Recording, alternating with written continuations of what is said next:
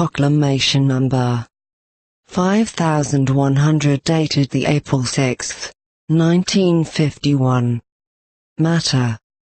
Laws of earthly possessions. Free will.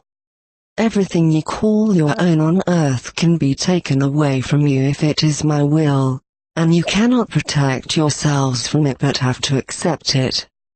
But I constantly draw your attention to the fact that you should not grow too fond of earthly possessions because they do not last long. However, you can secure for yourselves spiritual riches which cannot be taken away from you and which you can constantly increase, particularly at the time of great adversity which will come upon you.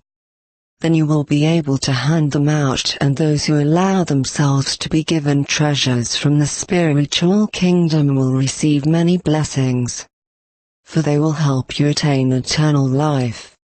Earthly goods cannot stop you from dying, but spiritual goods can indeed prevent your spiritual death. All worldly things will be ruined, and you humans are likewise at risk of having to relinquish your physical life. Then all your possessions will be worthless.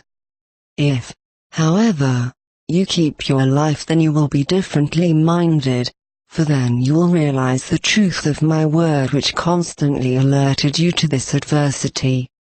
I know who will be affected by it through my will. Nevertheless, my intention is not to harm you but only to benefit your soul. I know where every person is still vulnerable, and I have to inflict painful wounds on him which kill his desire for matter, which cure him from the blight of this world. Many will indeed regard it as a cruel and harsh fate, yet one day they, too, will know better and thank me for forcefully intervening in their lives which otherwise would have continued without achievement for the soul. I see how humanity becomes increasingly more immersed in matter, how it only works and creates in order to add to it, oblivious to the near end. It is a completely pointless waste of strength, for very shortly everything will disappear before your eyes which you humans so greedily desire. And you let day after day go by without acquiring goods for your soul. Day after day you turn your eyes to the world and don't consider your soul's fate after death, which is so close to all of you, from an earthly as well as a spiritual point of view. Yet I can only ever warn and admonish you again, but I cannot force you, nor can I give you such obvious evidence of the truth I reveal to you that you would change because of fear in order to escape the calamity. You must want to become blessed of your own accord.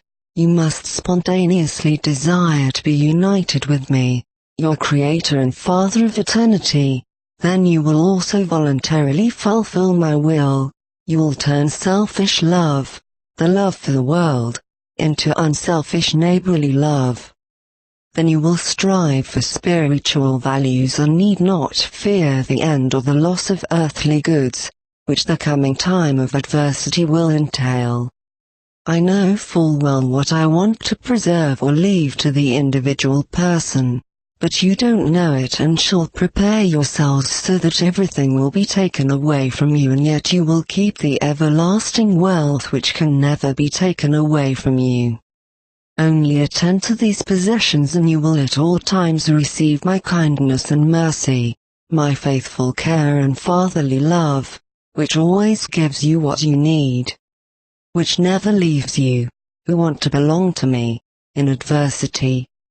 This is why you never again have to dread the coming events, for you cannot lose anything anymore because you have gained everything. Amen. Everything.